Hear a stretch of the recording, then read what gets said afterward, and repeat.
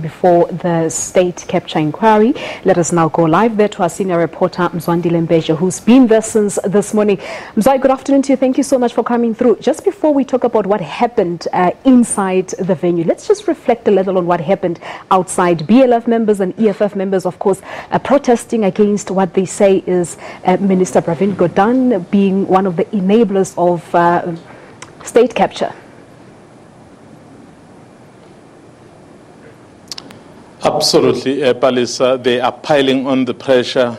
They say they want him at this commission to say he is resigning as the Minister of Public Enterprises.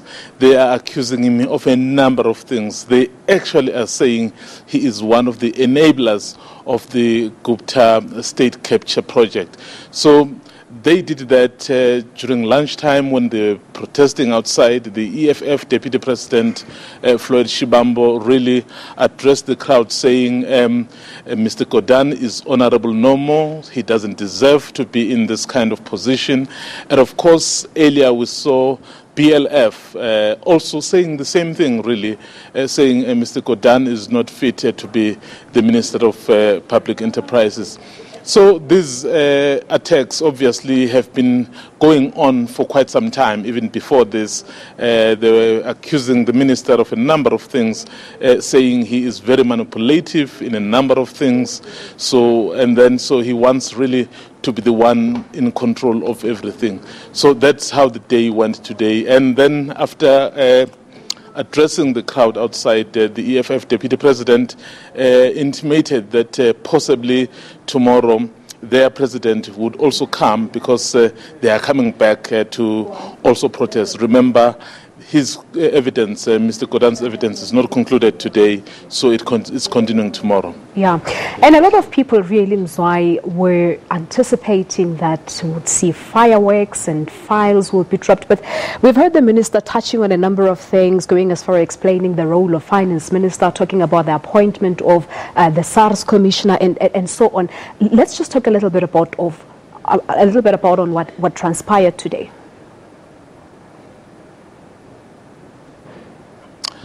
Palisa, it's quite interesting. As you said, I mean, I think many people were saying this is one of the most anticipated evidence that would be given by Minister Pravin Gordhan. Given that in 2009 he was appointed the Minister of Finance until 2014, and then he is currently the Minister of Public Enterprises. Remember, as the Minister of Finance, so it means he would know whatever transactions, if they were, that could have happened. So people thought he would shed more light in that regard. And of course, the fact that he is the current Minister of Public Enterprises, that also puts him in a unique position because the state-owned enterprises are the ones really fingered in this whole state capture situation. But what it's basically saying here, Palisa, Minister Gordhan, he is, I think there's a favorite word, rather, the sentence that he likes to use. He says, connect the dots.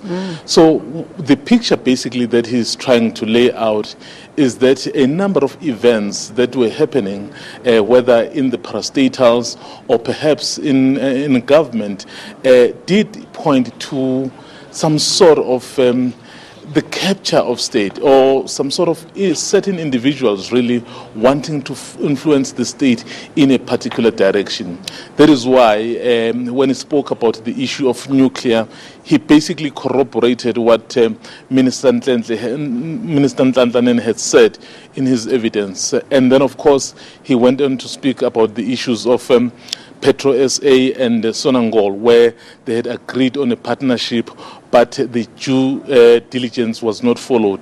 As a result, that deal fell through. And he spoke about the Denel. I think when he concluded his evidence for the day, so he was focusing on Denel, basically saying the kind of movements that were happening did point to some sort of certain individuals really wanting to capture certain aspects of the state. So the word or the phrase connecting the dots is indeed a buzzword from what Minister Gordhan is saying. All right, just a quick one on this. The minister will be back tomorrow at the inquiry, but we understand that Advocate Dalim Mpofu, representing Tom Moyane, has also filed his application to cross-examine him. What has happened, they have not yet filed, but what happened was that when the statement, or rather the version of Minister Gordhan was presented to the Commission then informed the implicated parties. So in this instance, they were informed that Tom Moyane would be implicated, and then Dalim Mpofu is representing Tom Moyane. So that is why Mr. Mpofu is here. And Sean Abrams as well, the former head of NPA, the legal rep is here because they were also informed that he will be implicated. So they have 14 days really to launch their bid for cross-examination. But as you have said, there hasn't really been much that has transpired in terms of knowing exactly why they would launch that issue of cross-examining Mr. Gordhan. But his evidence is not concluded yet. Yeah. Tomorrow at 10, he's back here, and then he continues with this evidence. And then I think many of the things that really people are expecting will come out tomorrow. There is still this issue of him having met the Gupta family. And you know, the Gupta family is really at the center of this state capture inquiry. So he would then explain, so when did he meet them, under what circumstances? Though meeting perhaps business people would not necessarily be an issue in an ordinary situation, but given the circumstances and the inquiry and what is happening around this family, so it would be very interesting, the kind of information that he will share with the nation. All right, I suppose we wait and see what happens tomorrow. Mzwandile Mbeje is our SABC senior reporter live from Parktown, of course, updating us on the events at the State Capture Inquiry earlier today. Moving along now, the